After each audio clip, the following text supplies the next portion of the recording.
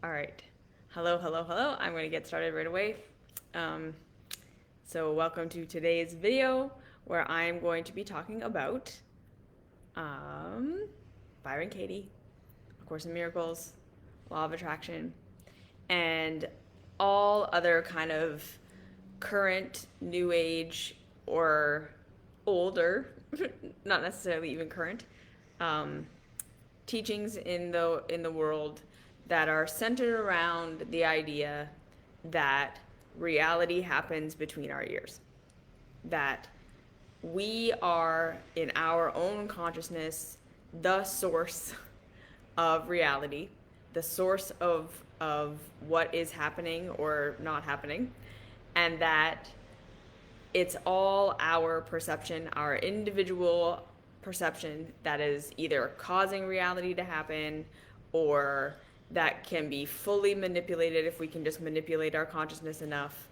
And these kinds of ideas that essentially, like I say, that reality is a concept in your mind. And that's it. That's all that it is. And so before I get started, I just want to say that if you have had a positive experience with A Course in Miracles, with the work of Byron Katie, with Law of Attraction, or any of the things that I'm going to talk about, I am not here to take that away from you, and I can't take that away from you, okay? And the other big thing to understand is that in my opinion anyways, in my view of things, everybody has a seed of truth. And I don't think that any teaching out there is fully the truth with a capital T, including anything that I say, or complete garbage and should be completely thrown out. I think literally in order to communicate something, there has to be a seed of truth in it. Otherwise, I don't think that it could exist.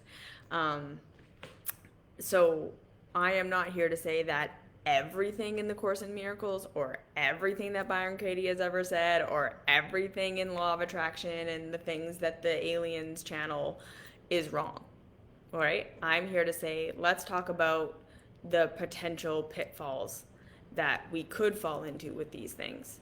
The things to avoid, the parts that maybe aren't so healthy, so that we can move forward and get a lot out of our spiritual teachings and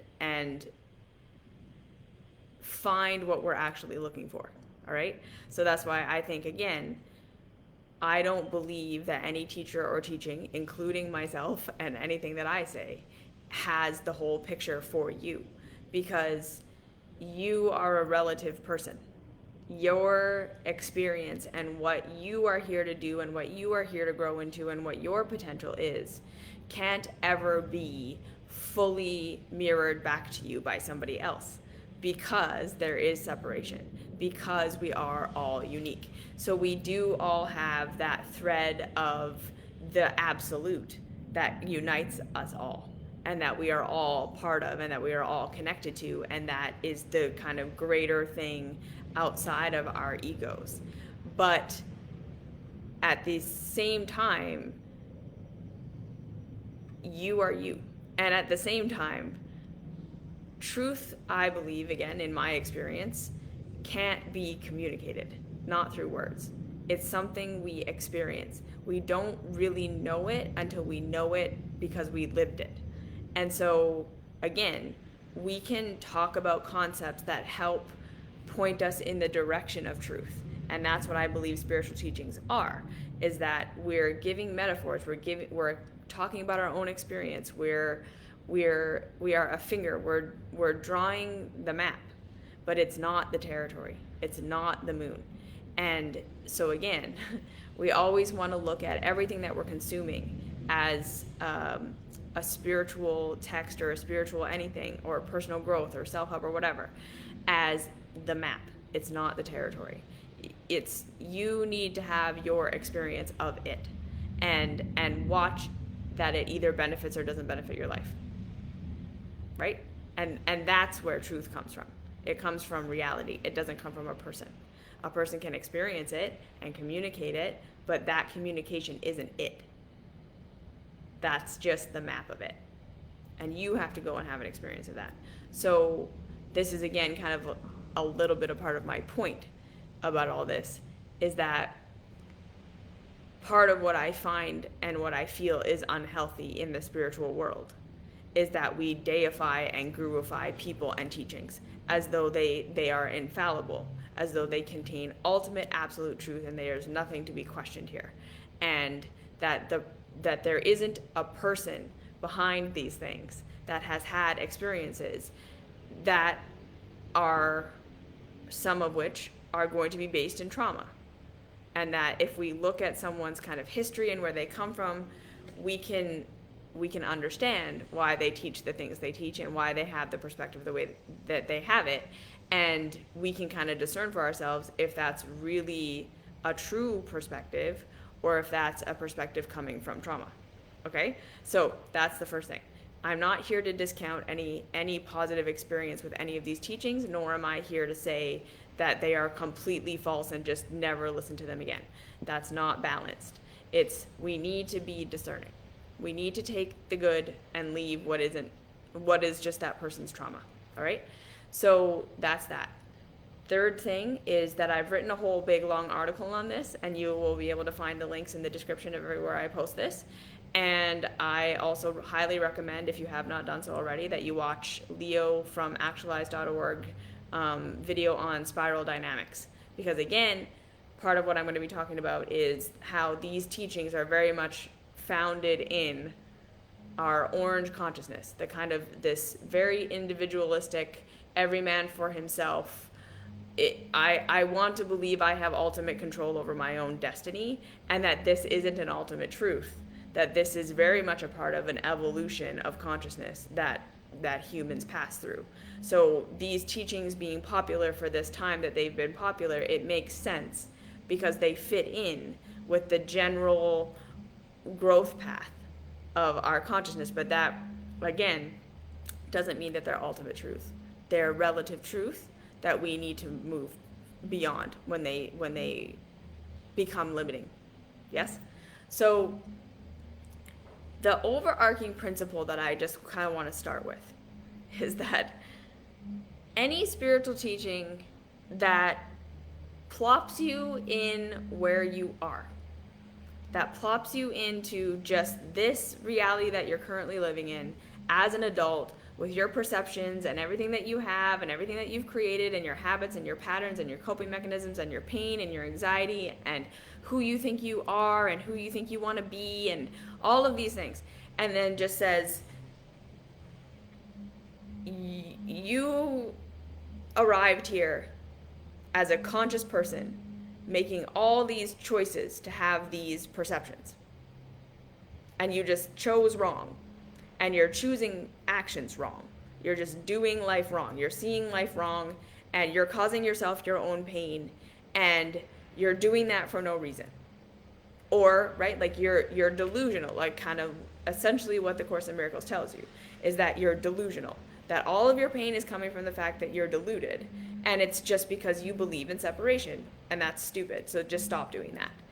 And so any teaching that starts from like you're delusional and it's either a conscious choice you made somewhere in your adulthood to just do life wrong and hurt yourself, or it just came from nowhere and you are just like that and you need to just stop being like that. Any teaching that does that is incomplete. Okay? Because no, you did not just drop into your adulthood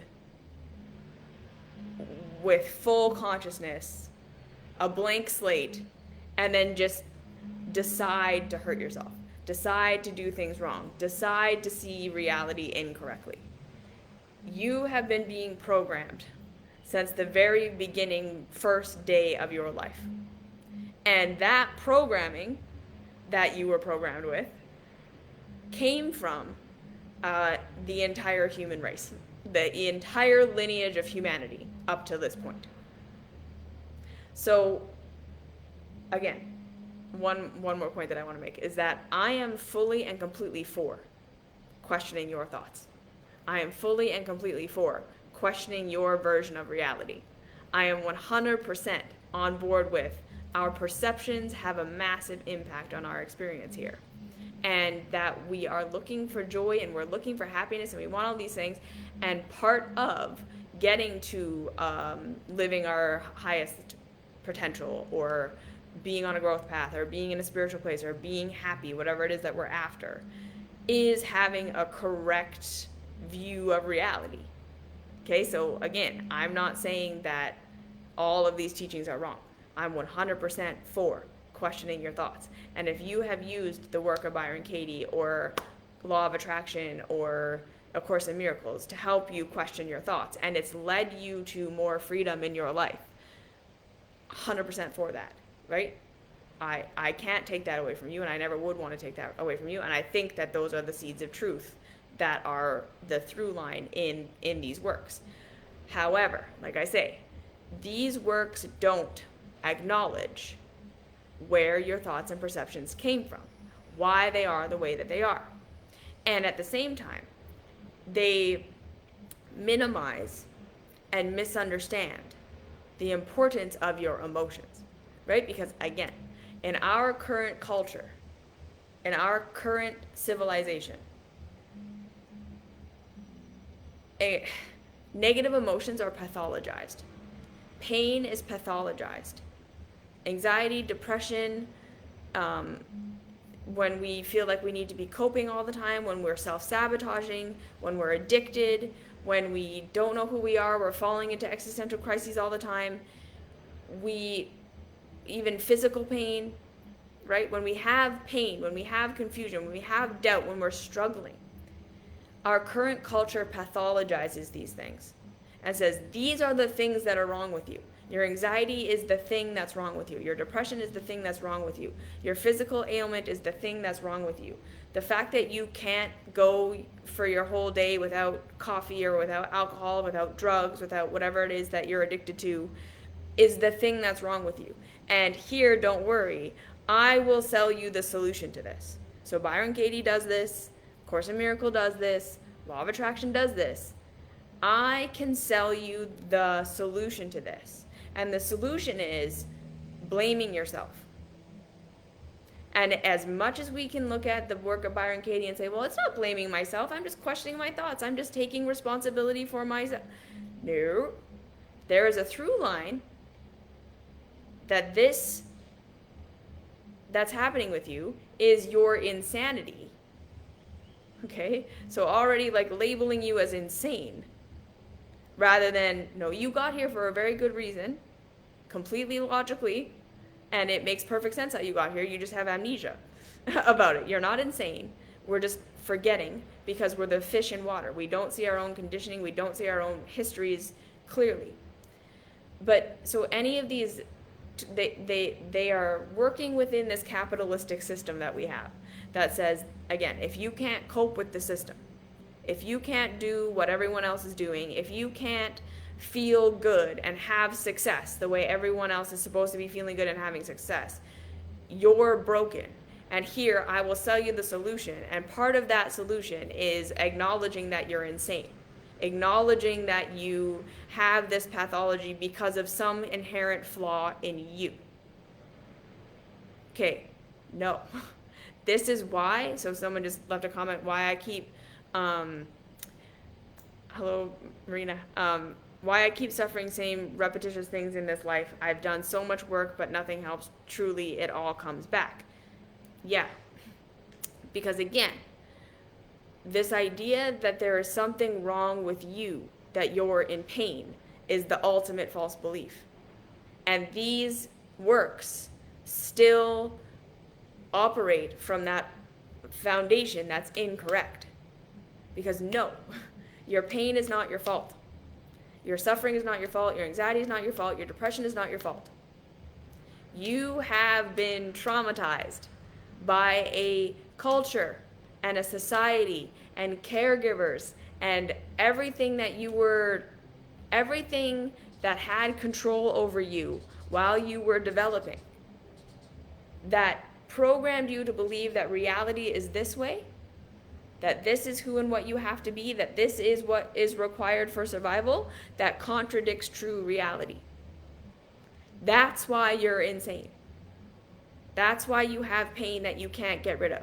That's why you look to blame yourself and shame yourself, and why this whole mess exists is because you were programmed into a world and into a culture that doesn't understand itself, that doesn't understand you, and it gave you patterns, it gave you perceptions, it gave you ways of pursuing yourself and your goals, and even like what you should want and who you think you should be and all of this.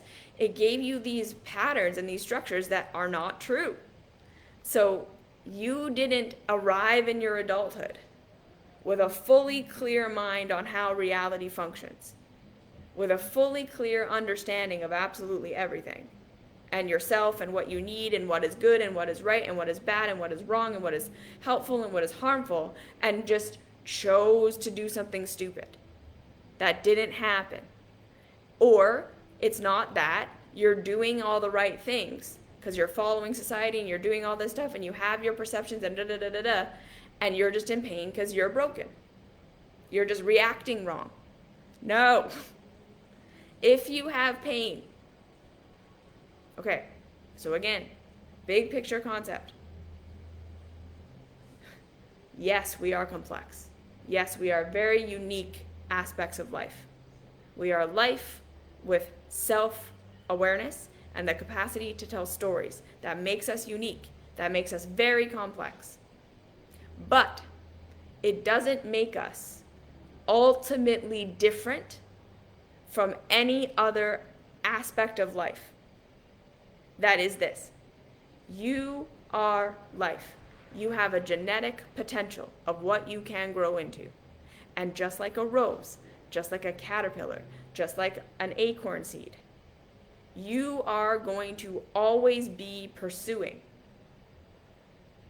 expressing that potential.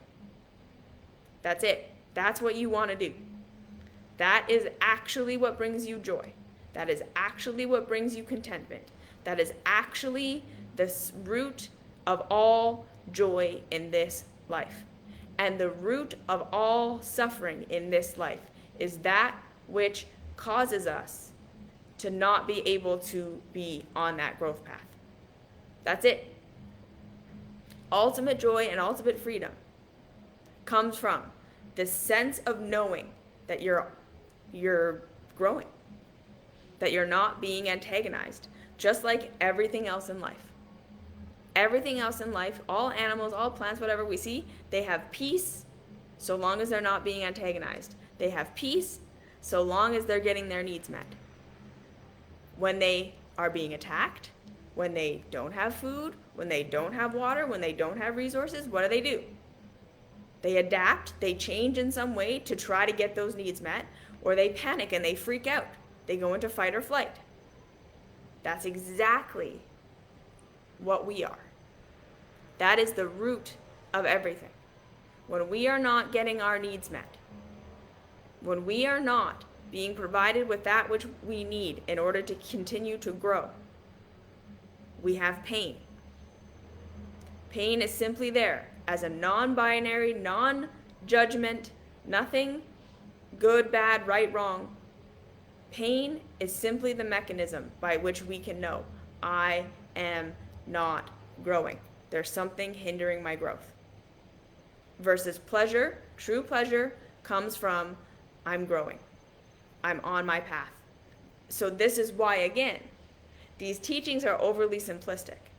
Because us thinking that we want perfect, controlled happiness, like we want the perfect job, we want the perfect relationship, we want heaven, especially the law of attraction, that happiness is going to come when we have the stuff, when we have the life that makes us happy. And it's the lack of those things that is hurting us. Again, there's like seeds of truth in that. There's little seeds of truth in that. When we don't have enough food, when we have food scarcity, when the system is literally set up so that we're being antagonized when we just go outside, we are going to suffer. We are going to have pain. Because again, that's hindering our capacity to grow into what we are genetically capable of growing into. When we don't have the resources the basic foundational resources to get our needs met, we have to adapt. And what is an adaptation? An adaptation is we have to downregulate something. We have to sacrifice something in order to keep ourselves alive. Yes, so again, like something in nature, a tree will bend itself, will sacrifice the leaves to keep the root system alive. If there's not enough nutrition in the soil, it will sacrifice some things in order to keep itself alive. But what this is going to mean is that it's not going to bloom into its fullest potential. We do this too. We continually are making adaptations to this life that we're trying to navigate. And every time we have to make an adaptation, instead of understanding what we actually need and then being able to get that need met, we're staying alive. We're continuing to evolve to a degree, but we're doing so with a subconscious hope that that adaptation will be for a short period of time, that we will adapt for a period, and then we will eventually get to something better, where our needs are being met, and then we don't have to adapt anymore and we can grow. So let's back up a little bit and talk about when we were in our childhoods and we were fully and completely dependent upon our caregivers for absolutely everything. The number one priority, we were fully dependent on our caregivers for absolutely everything. If our caregivers were providing for us that secure attachment. Okay, so what is a secure attachment? The secure attachment is you were allowed to express yourself. You were allowed to grow into whatever it is that you are. So your interests, the things that you wanted to pursue, the things that you were naturally inclined towards, you were given the opportunity to make mistakes and bump up against learning challenges, because that is normal and natural and needs to happen. And rather than being abandoned or shamed, you were guided in how to learn. Okay, so for instance, you climbed up on top of something and then you couldn't get down and you freaked out. That's normal. That's growth. You want that to happen. That's a growth challenge. If your secure attachment helped you figure out how to climb down, yes, you would have learned, you would have started to learn, been programmed, that growth challenge isn't bad.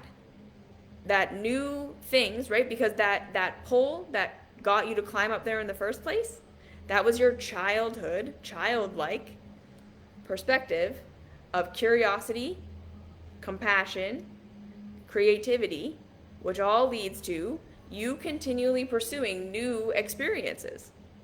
Because it's this interaction with the reality that allows you to experience more of yourself, to experience more of what you are, and to evolve what you are. It is the interaction of ourselves with the reality, what we are with the unknown reality, and then continuing to learn how to navigate the reality, how to meet our own needs, what our needs are, and our needs continue to evolve as we become more complex, as we learn something. We then need more stimulation to learn the next thing. And all of this stuff is, as this is happening, that's what growth is. That's what being alive is. Okay, that's what it feels like to feel alive. That childlike state of curiosity, compassion, so being able to not judge and shame and blame anything as right or wrong, but just be like, okay, this is happening. So now what, right? Curiosity, compassion, and creativity. That constantly, you're looking to create stuff. You're looking to learn things. The curiosity. I want to learn. I want to know. What is that? What is that? What is that? What is that? I want to get up there. I want to do this thing. And then you hit the growth challenges of like, oh God, I don't know how to do this. I don't know what to do. I don't know what this is. I made a mistake. This didn't go how I thought it was going to go. You spill something. And like I say, if your secure attachment was there saying, I still love you. I still approve of you. I am here with you, and I'm going to help you figure it out because you can figure it out. That is spirituality. That is true spirituality. That is all being a truly spiritual person is. That is the root of all joy and the root of all safety and what we are all pursuing when we are looking for self-help and spirituality. We're looking for that secure attachment of that feeling of, I'm still going to get my needs met. I'm going to be okay. I made a mistake. I spilled the water when I didn't know how to get it. I got up on top of the thing and I didn't know how to get down. Mom and dad aren't going to reject me. I'm safe. I'm still going to get my needs met, even though I'm facing a growth challenge, even though I don't know what's happening, even though I'm scared. I got myself into a situation I don't understand. That's the first thing. I'm still going to get my needs met. I'm safe. And then the second thing is, I'm going to be supported in figuring this out. I'm not going to be rescued. They don't just take me off, so I never learn how to climb down. And I'm not going to be abandoned. They're not going to just leave me there to figure it out on my own. They're not going to reject me or shame me. Yeah? Why did you do that? I don't have time for this. You're going to get the tools for how to learn from reality. You cut yourself. So your mom comforts you. This is a secure attachment. Comforts you. The love is still there. Pain happened, but love didn't go away. Therefore, I'm still secure. I'm not going to die. What happened? What cut you? Can you see that? Can you see that maybe next time you want to be a little bit more careful? I'll teach you how to work through this pain. Pain isn't bad. Pain isn't wrong. Confusion isn't bad and wrong. Not knowing, jumping in before you're ready, learning how to learn from the unknown. That's spirituality. That's joy. That's what being this relative self is. So we're all searching for that secure attachment because almost none of us got it. Most of us were abandoned, we were rejected, we were shamed for who we were.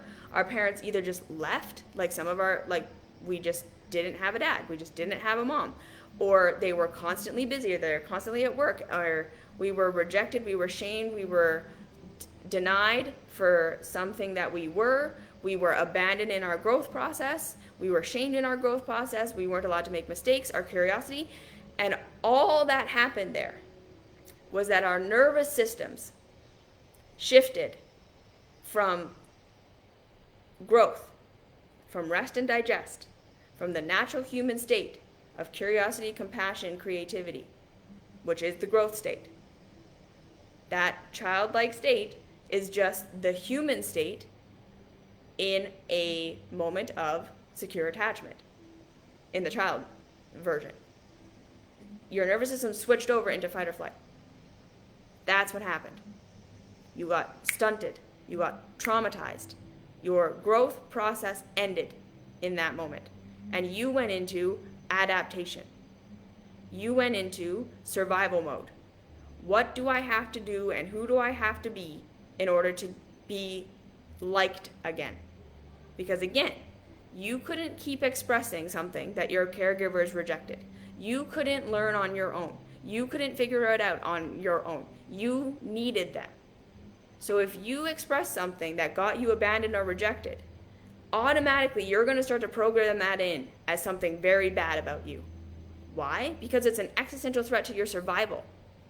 Because your caregiver's rejection of you equals death to you. So in the short term, being approved of by your caregivers was getting your needs met. You didn't know how to understand your own needs. You didn't know how to meet your own needs. You didn't know any of these things. You had no capacity to provide for yourself, to understand yourself, to mitigate your own pain, to solve your own problems. You didn't have any of that skill. All you knew was, so long as mom and dad love me, I will get what I need. So their love going away is the number one threat to me. Therefore, the flip side of that, their love coming to me is the most important thing for my survival. There is nothing more important than that. There is nothing more important than that. So long term, you expressing as your true self. Long term, you learning and growing and making mistakes and making messes and learning from that. You being your true self. You pursuing the things that you were interested in. All of that, long term, is what is going to cause you joy. because that's you growing. In the short term of your childhood, doing anything that got you rejected by your caregivers had to be shut down. Because again, you couldn't do your growth path without them. So we all made adaptations. That's where your insanity comes from. And these works don't ever address that. And it's insane to me that it's like you just showed up in your adulthood with all this programming and all this conditioning, and there's just something wrong with you that you can't get it together.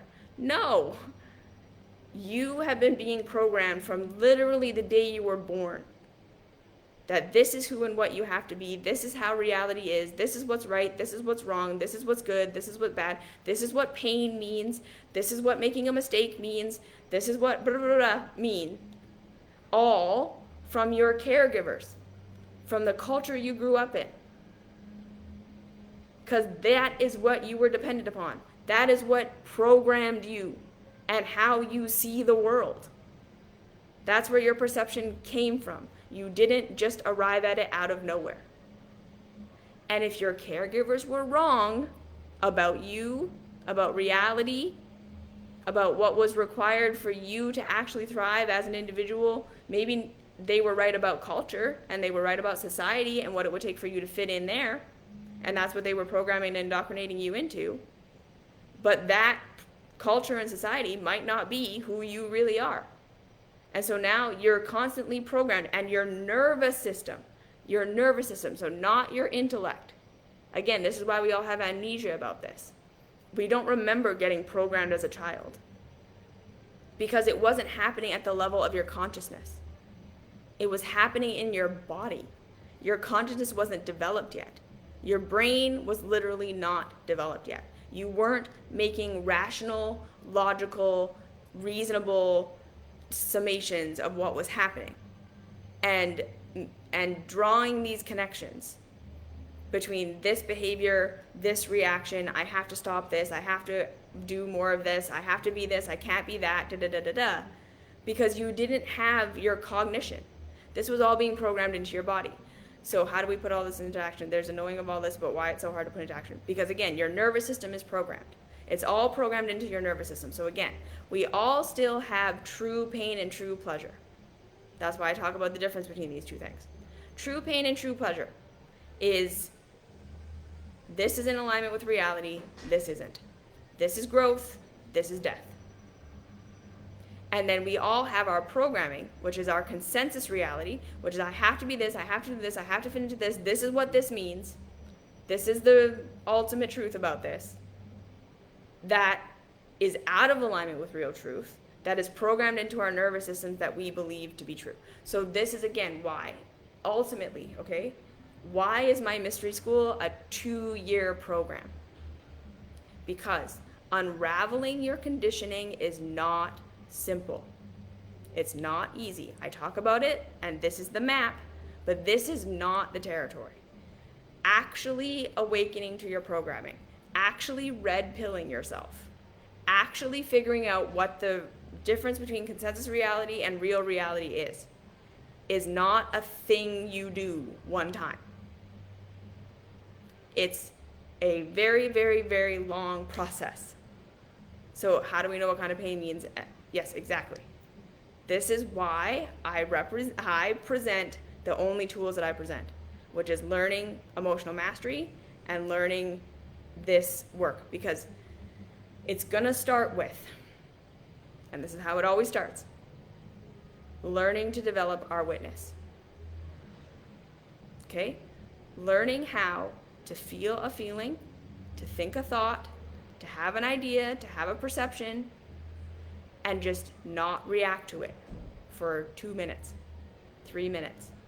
Learning how to be in our bodies, and then watching all of the stories we have, all of these assumptions we're making. I'm feeling this way because of this, and this is what I should do about it. We are already 3/4 of the way down the road. Okay, hold on, why? Where did that come from? What is the root of that? Is that really true? Right? So that's what I'm saying. I'm all for questioning perception. But we have to understand, the first thing we come to is that you didn't create any of this for yourself. You didn't program yourself. You didn't condition yourself. You didn't birth yourself into the society that exists. And you are seeking for that secure attachment. That's where all of these teachings, I think, go wrong. The work of Byron Katie, the Course in Miracles, all this, it's a codependent relationship with reality, with God, with other people, in that it's teaching that if you can just get your mind right, if you can just get your perception right, if you can just filter other people's behavior correctly, if you can just stop being insane, you will have that perfect love from the universe, from people, from everyone around you. You'll manifest this perfect, safe environment where no challenge or hardship or pain ever happens again, and then you'll be happy. That is not what you actually want. Okay, so what we're all pursuing right now, unconsciously and subconsciously, in the relationships we choose, in the jobs we choose, in the things that we're doing that we then have to cope with and have addictions, and we have all these crazy thoughts and everything hurts and we don't, right? Everything hurts because your nervous system is programmed to do one thing, and that is survival to you. So your nervous system, the programming and the conditioning you got, says this is what I need to do and be to survive. So if I counteract that, I'm going to die. So you feel like you're going to die when you don't live your conditioning. At the same time, your true pain and pleasure never went anywhere. That's the stuff that comes up when you need to drink at the end of the week, when you have to watch Netflix at the end of the night, when you have crippling depression anytime you slow down. That's your true pain coming up and being like, things are way out of alignment. But to follow that also feels like death, because that would conflict with your conditioning, which tells you if I conflict with my conditioning, I'm going to die, because we're all still in a state of childhood trauma, where we still believe that external validation, that the world approving of us, that the world being a safe place for us, that the world having the answers for us is where our secure attachment comes from, and therefore that's where we can grow. Because what do we all actually want? This heaven that we think that we want, this manifested, perfected life, or this perfect relationship, or when you think that you're finally not insane anymore and you see reality for how it really is. We think that's what's going to give us happiness. And like the capitalist society has told us that, right? That it's just the lack of stuff and we can sell it to you. And if you just work hard enough and do the things that you need to do, you can get it and then you'll be happy. Because duh, look at the celebrities. Okay, right? Our spirituality has become consumerism, and there's no difference anymore. That it's literally, spirituality is also selling you this idea that is, you just go on the right go to the right gurus, buy the right programs, do all the right things. Tony Robbins, Joe Dispenza, just break the habit of being yourself and you'll be happy. No, being yourself is the truth of being happy. It's just you don't know who you are. And living your real life is where you're going to feel the greatest joy. Like living your growth path, which is going to involve always bumping up against the unknown, things you don't understand, having to learn things you don't know, having to do things you've never done before, discovering parts of yourself you've never seen before and growing into them, and then seeing that this isn't really who you are and letting go of that. And it's going to be a constant upheaval. There's not going to be a foundation in this reality. So this is why, again, we learn to connect with the witness, with the part of you that can be that parent for yourself. The part of you that can say, okay, I'm not going to abandon you. I'm not going to reject you. And the spiritual teachings and techniques and all of these things that help guide us to connecting with something greater than just our little lives. Because this is absolutely true. When we're only in the relative experience, when we only feel connected to just this is what this is and I just need to survive and I don't have it and it's a panic, yeah. We're going to fall prey to all of these teachings that promise us, essentially, our secure attachment from childhood. They're saying if you just get your mind right, if you just get uninsane, if you just manifest enough things, you will feel safe. That's what they're preying on. The fact that you don't feel safe. You don't have that secure attachment that you needed in your childhood. You didn't get it then. And we're constantly searching for that. And that's what these courses are preying on. That part of you that still feels like a child, that is looking for the perfect parent, that is looking for the perfect teaching, the perfect partner, the perfect, oh, sorry, they just sprinkled water from above me and it scared me. The perfect, secure, nothing is going to change, so I don't have to face struggle again. That's what they're selling you. But that's never going to happen in real reality because you're an adult now. We can't go back to the secure attachment of our childhoods. We're never going to get that again. That's over, that's dead, it's not going to happen.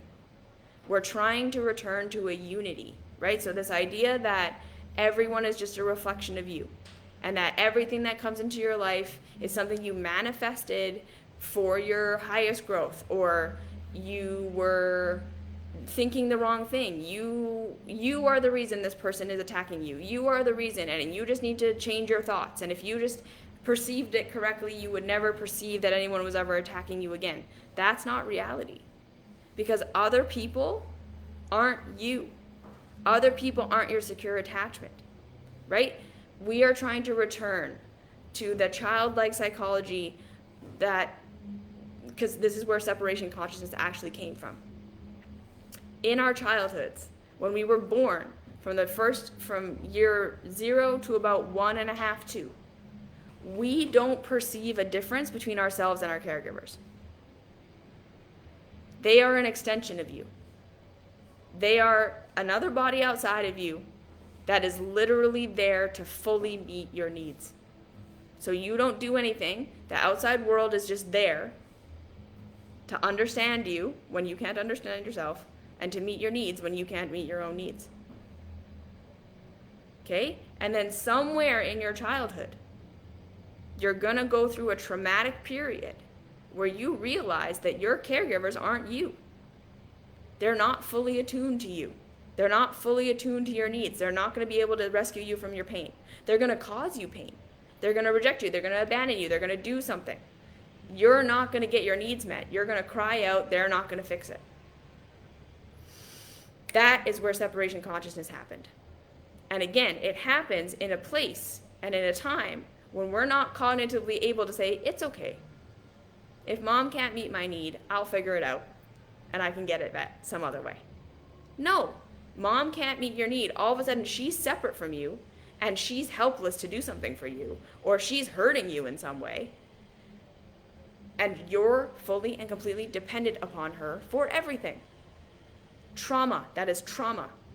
That is the separation trauma that happened to every single one of us in our actual lifetimes. It's not a myth. Yes, that separation trauma happened. So when we first recognized that there was someone and something outside of us that wasn't just for us, that was too much for our little child brain to handle. And now most of us are still living to get back to that. We're all still trying to get back to that secure attachment where the world was completely for us, where it was there to meet our needs. And again, how are we doing this? By trying to fix and change ourselves. Why? Because as a child, what did you have control over? Could you meet your own needs? No. Could you understand your own needs? Nope. Could you change your environment in any way? Absolutely not. What could you do? You could manipulate yourself or work to try to manipulate your parents, your caregivers, into meeting your needs.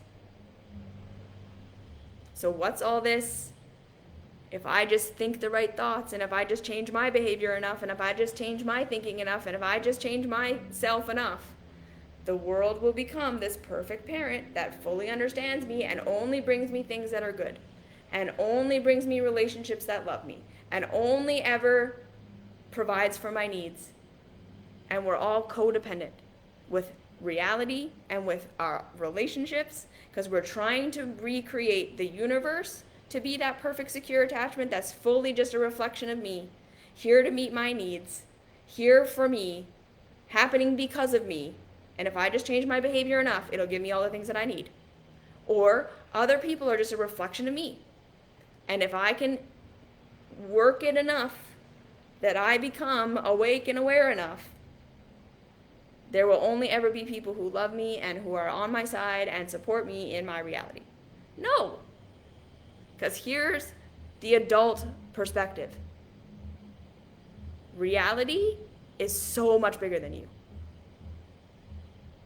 You are not the cause of reality. Reality was not created around you.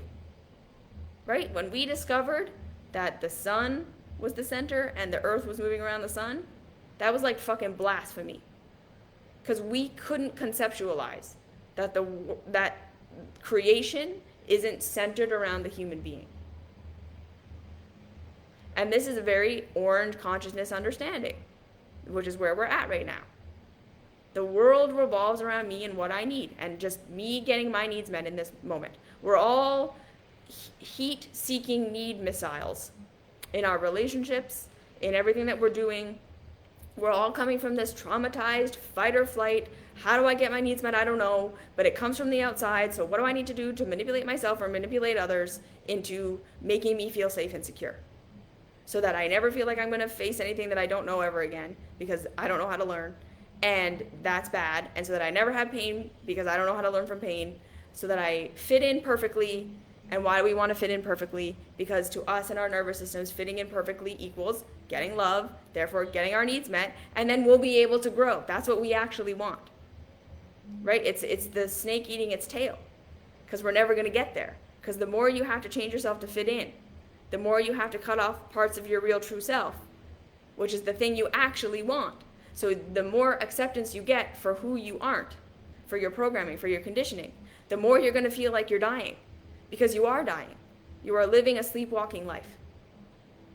You don't get to be yourself. So the adult perspective, what we actually want out of spirituality, is the world is not for me.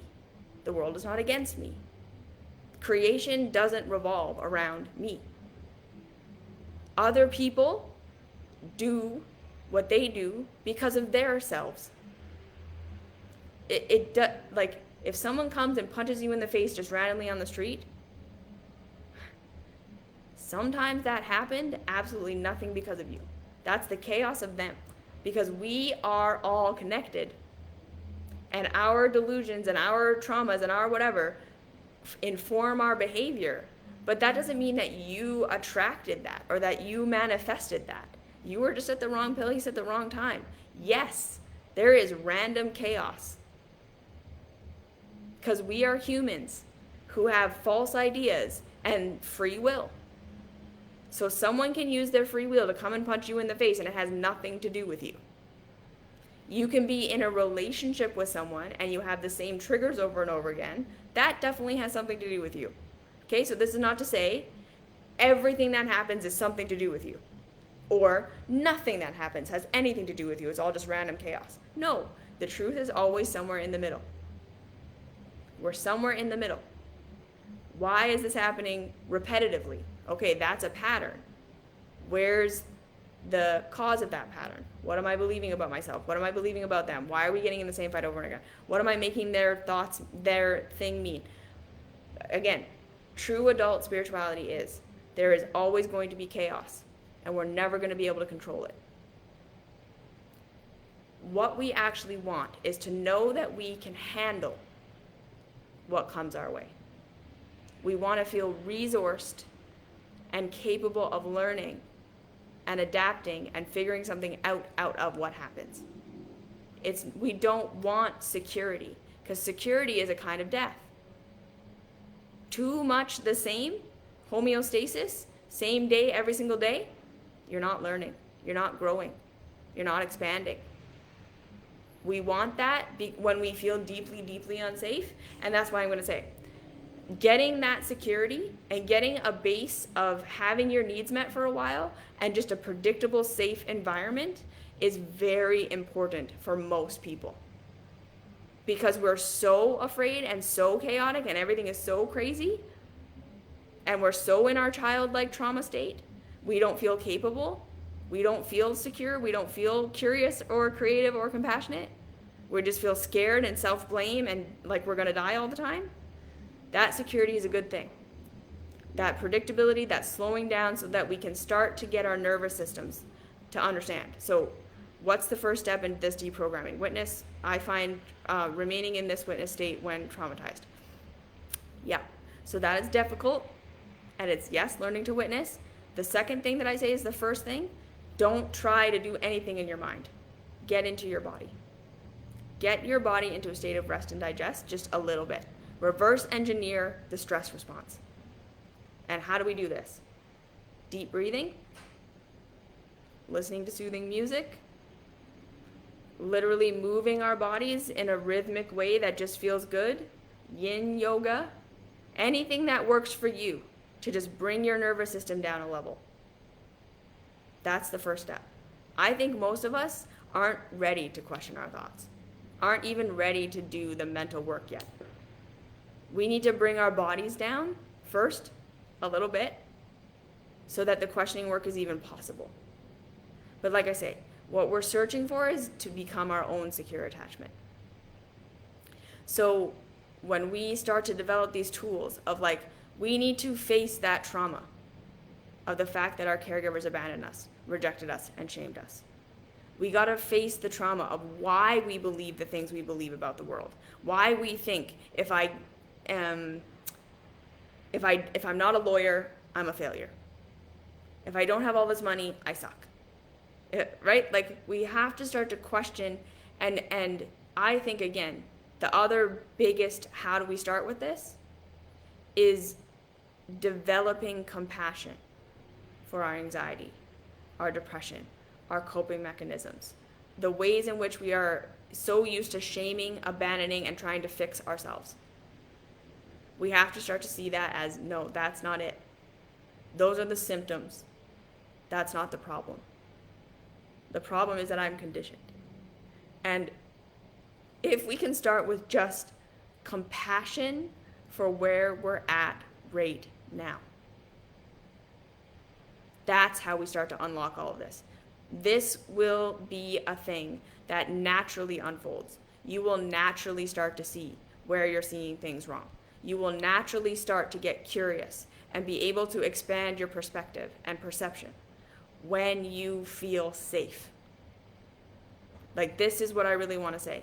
All of these tools of questioning your perception and questioning your thoughts and all that stuff, I think they're kind of useless when you're in a stress state. If you're coming at it from compassion, there's a reason I believe this. There's a reason this hurts. There's a reason for all of this, and it's not that I'm broken. And it's not even that society is totally fucked up or whatever.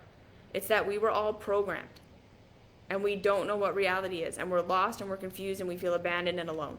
And everything is chaos and we don't know how to deal with that chaos. Compassion. Start with compassion. And you will start to resource yourself through that. Okay? And like I say, learning how to understand what you need and what you want and how to get your needs met and all of these things, this is a long process. But if you can just return to continually having compassion for yourself and assuming you have a good reason for feeling how you're feeling and thinking what you're thinking and doing what you're doing, and then you will get to a place where you just want to question it, because that's the other thing. Questioning all this stuff is a traumatizing thing to do because you still feel like a child. So if your programming is wrong, if your Course in Miracles is wrong, if Byron Katie is wrong, if your guru is wrong, now what? Because you don't feel capable of figuring it out for yourself. Right? So this is, again, why when we become our own safe space, it's okay. I hear you. You have this feeling for a reason. You have this depression for a reason. You have this anxiety for a reason. You have these patterns for a reason. It's not your fault. It's not your fault. You didn't do this to yourself. That's not surrendering to powerlessness, and then I'm just going to be in this forever. We all think we have to force ourselves to grow.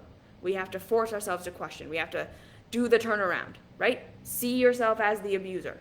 That is so traumatizing for almost everyone at every point on the path. The point of like the turnaround in the work where you say, I was abused, okay, turn around, I abused. Okay, again, there is potential for goodness in that way down the line when you're ready to see yourself as one with everything and all this stuff. But when you're in it and you're still just like, no, I was abused as a child, I didn't abuse my abuser, that was full abuse that happened to me, and we're trying to say, no, but you're just like one with them, again, no, that's not that's child psychology. That adult wasn't you. They didn't have your best intentions at heart. That's traumatizing. You need to work through that. You need to grieve that. You need to be upset about that. You need to see how that scarred you and damaged you and took your innocence, and that actually happened.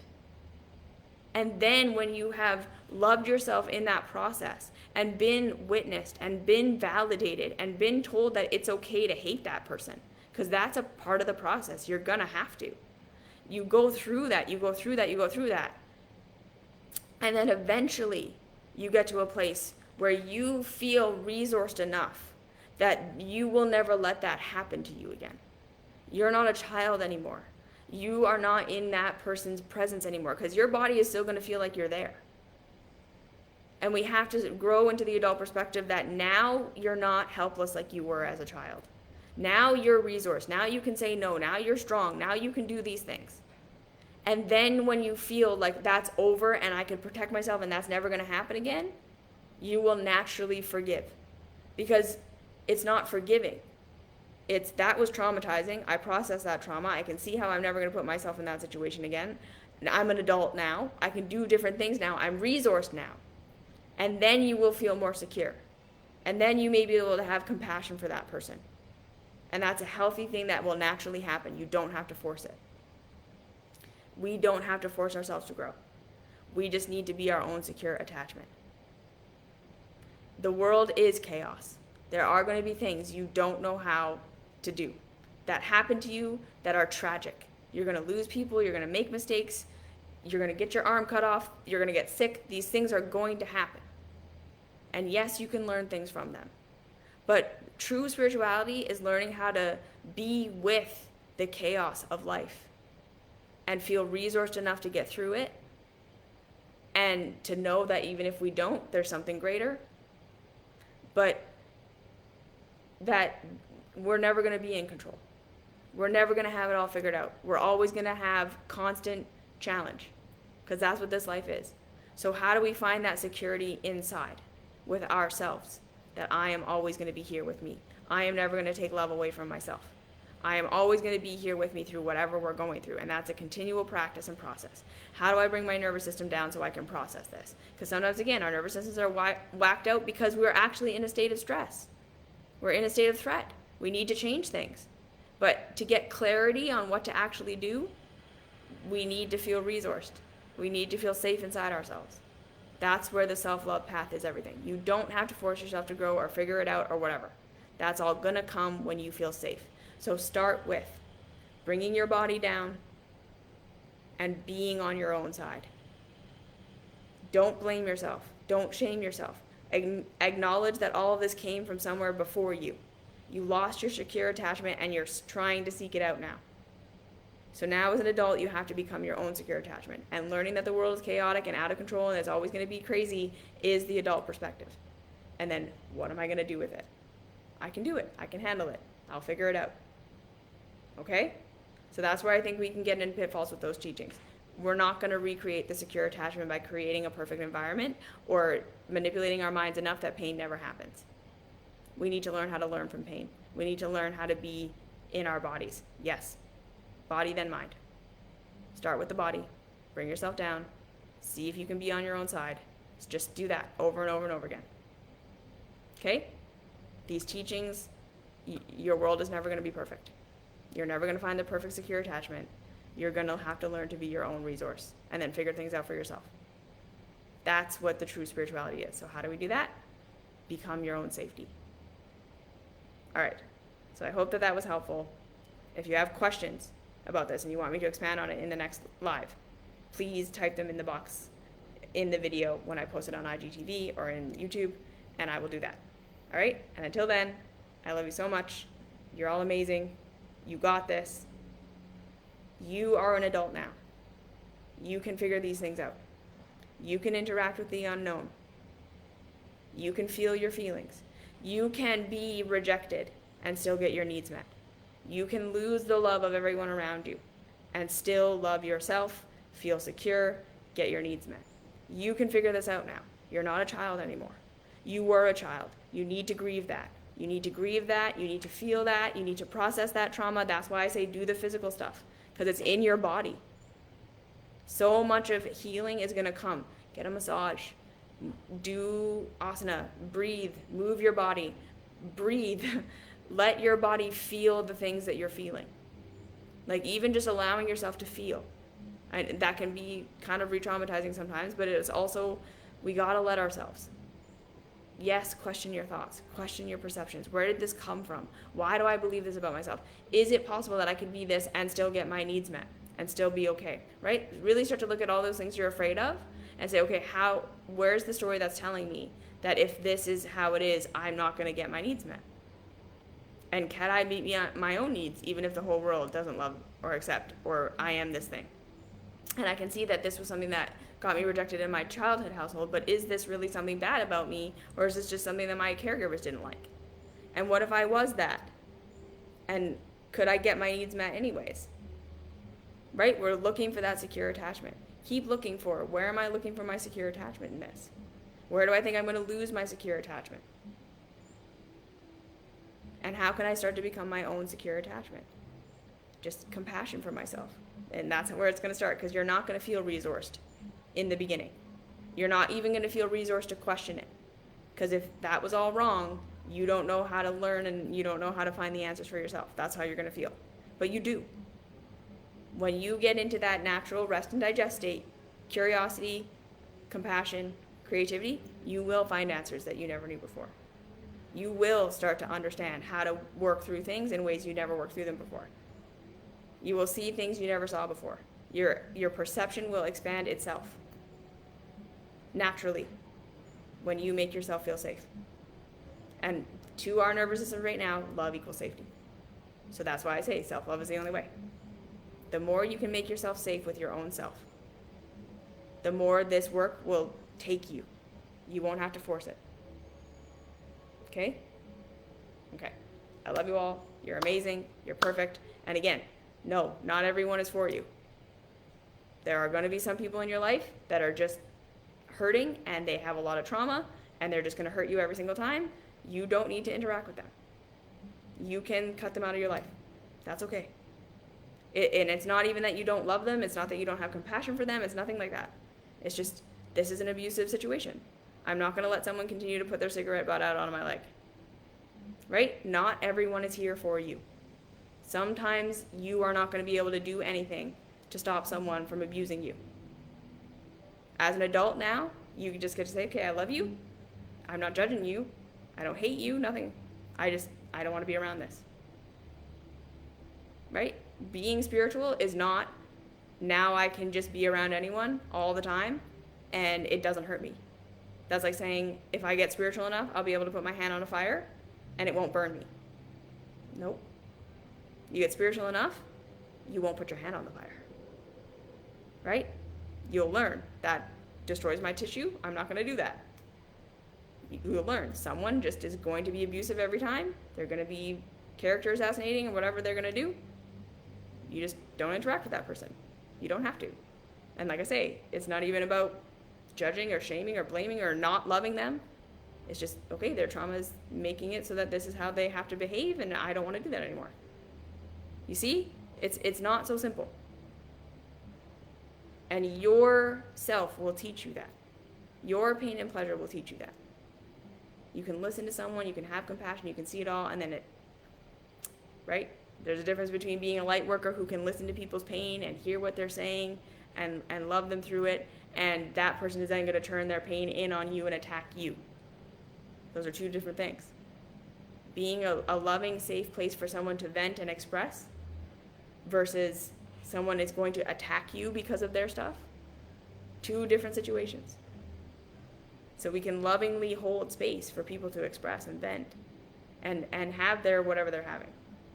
And then say, okay, well, this is a boundary that I don't feel comfortable having you cross. Because it's turning into now you're attacking me. And you're not for me. You're not here for me. It's not your job even to learn to stop doing that or to even understand why you're hurting me. This is your journey. I don't get to decide what you learn or what you see or what you perceive of me or anything. I'm just going to do for myself what I think I need to do to feel better. And that's what I'm going to do. You see? It's very nuanced, and every situation is complex. And the answers are not something you're going to get from a spiritual text. This is why I don't tell you how to live your life. I tell you how to find the answers. Connecting with your body, connecting with your compassion, connecting with yourself, learning to be your own safe place. That's how you're going to get your answers. You don't need them from me. Your relative answers are going to come from you and reality. The more you're your own safe place, the more all of this will happen naturally. And if any of these teachings feel traumatizing and hard and they hurt, don't do them. It's not because you're just not spiritual. It's not just because you just don't get it. No, your body is telling you. If it doesn't feel like freedom, because right, again, sometimes the truth is harsh. Sometimes the truth is hard. Sometimes the truth is, oh, I have to do this thing I really don't want to do. And I can see that I've been crazy because of my conditioning. And I have to change and I have to do something scary, and that's hard. But it will feel like freedom. So if it doesn't feel like freedom, it's not true. No matter how many people believe it, no matter how long it's been around, because again, right, this capitalist, every man for himself, pursuit of the American dream, that's what this spirituality is. If you just do your mind right, if you just control yourself perfectly, you'll have your perfect life. No. You live in a reality that's absolutely controlled and dictated and influenced by other people. It's not just you. The world isn't for you, and it's chaotic, and this is happening. So what are you going to do with it? Where's your power? What can you do? Where do you have to just accept that things are the way that they are and that you can't do anything about it? And grieve that and be upset about that and then learn to be okay with it or do what you can to change it. Right? It's going to be a continual process. But the world isn't a perfect, safe place for you. It's not. It's not for any of us. And we're moving towards that. The more we kind of let go of this idea that we can just be completely, fully independent individuals who are all out for ourselves. It's not going to work. That's orange consciousness. We are going to have to start to take more collective responsibility. We are going to have to see that, no, we are brothers and sisters, and we're never going to be equal. And if we want a safe environment, we have to create equity, which is the people who have the power to have more don't take more. And they help those who have less. And we take collective responsibility for each other. That socialism isn't going to be the downfall of society. It's going to be the way we all actually get our needs met better. Because having more isn't the answer. Yeah, so I struggle with trying to do everything on my own and accepting help. What if what you have spoken to is entirely how I feel? If I know everything is inside of me, why do we come to teachers? Well, again, because we give each other tools and we give each other the map. That's why I say it's not one or the other, right? Every time you're like, is it this or is it that? Go, how is it both? How do these two things fit together? Why do we come to teachers? Because we're not individuals. We're not independent. We're not going to do it all by ourselves. I'm a part of reality that you're interacting with. At the same time, I'm not the ultimate source of your answers. I'm a piece of the puzzle. right? We're all a piece of it. It's both. And again, feel what you're feeling about what I'm saying. And your consciousness will filter out a whole bunch of things that I said that don't resonate with you, that aren't where you need to be. Your perception will block this. You will highlight things. We gotta trust, right? There is a little bit of faith in this life. That we go to teachers, we get ideas, but we're just humans interacting with other humans. I'm not a deity and I'm not nothing. Yeah? It's not all inside of you and all out there. It's both. Find the freedom. Just keep going towards that which feels like freedom. Don't think so much about that which feels good or that which feels secure right now. What feels like freedom right now? And if you can't even get there, how can I bring my nervous system down? Just that. And acknowledging that my nervous system is up for a reason. That's not a broken thing. That's not a thing to fix about me. That's not something wrong with me. It's up for a reason. It's up for a reason, and that's okay. And now I'm just going to bring it down a little bit so I can get some clarity on it. That's all. Okay? Okay. I hope that all helps. If you have specific questions more about this stuff, please leave them in the description or in the comments and I will answer, or we can do another video on this. And yeah, be well. Have a fabulous couple of days. I don't know when I'll be live again, but I'll see you again on the next one. And until then, mwah.